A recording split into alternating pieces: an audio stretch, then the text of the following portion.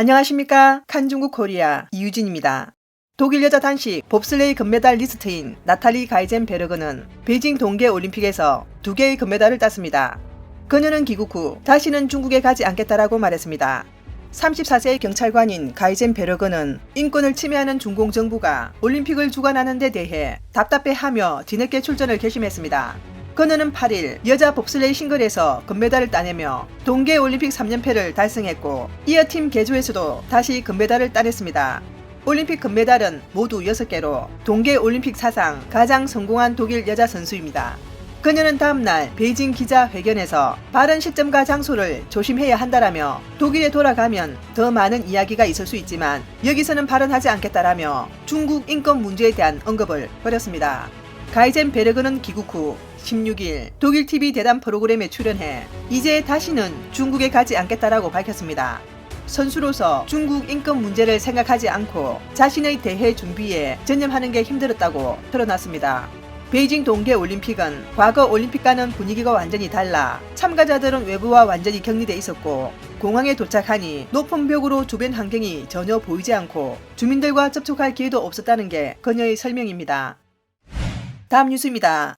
최근 화웨이 위충둥 회장의 2021년 초 내부 연설 동영상으로 추정되는 내용이 유출돼 네티즌에 의해 크게 퍼졌고 영상 속 위청둥의 혼장담은 업계를 경악하게 했습니다.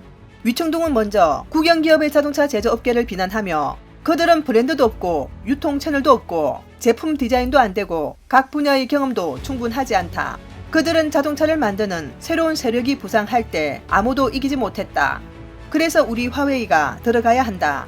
1년 안에 테슬라를 전복시키고 BMW, 아우디를 갈아엎자 30만에서 50만에 이르는 가격의 자동차로 그들을 죽이자라며 그는 또 화웨이 차량의 연간 판매가 200만 대를 빠르게 넘어설 것으로 기대한다라고 호언했습니다. 샤오미폰은 화웨이에 밀려 셧다운 될 뻔했지만 미국의 화웨이 제재가 샤오미를 구했다면서 화웨이는 이미 다른 휴대폰을 압도하는 절대적 혁명적 제품을 개발하고 있어 웨이퍼 공급 문제가 해결되면 화웨이가 좋은 에너지를 축적해 시장에 돌아올 것이라고 위청둥은 전했습니다. 대외적으로 민간 기업이라고 주장하는 화웨이 기술유한공사의 설립자 런정페이는 원래 중공군 제양 군인으로 군에서 정보 업무에 종사했습니다. 화웨이가 전 세계적으로 확장되고 있는 가운데 중공을 위한 정보를 수집하는 스파이 회사로 알려져 여러 나라에서 의심을 받고 있습니다. 보안 문제 때문에 각국은 화웨이 토벌에 나섰습니다. 2018년 8월에는 트럼프 전 미국 대통령이 보안 의혹을 이유로 미국 정부의 화웨이 장비 사용을 금지했고 호주, 뉴질랜드도 같은 해 국내 5G망에 화웨이 설비 이용 금지 결정을 발표했으며 2020년에 영국은 5G망 구축에 영국 통신 사업자의 화웨이 장비 사용을 금지하는 법안에 서명한 바 있습니다. 영국 비밀정보부의 한 중국인 왕예는 최근 국회 정보안보위원회에 화웨이 관련 위협 정보에 대해 신뢰할 수 있는 자료를 제공했습니다. 화웨이는 스파이 활동을 극구 부인하고 있고 중공 당국이 화웨이 장비를 이용해 스파이 활동을 하는 것도 허용하지 않을 것이라고 합니다.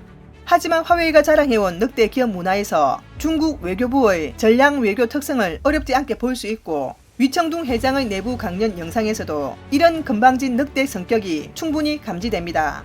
오늘 뉴스는 여기까지입니다. 구독과 좋아요는 격려입니다. 공유는 나눔의 시작입니다. 시청해주셔서 감사합니다.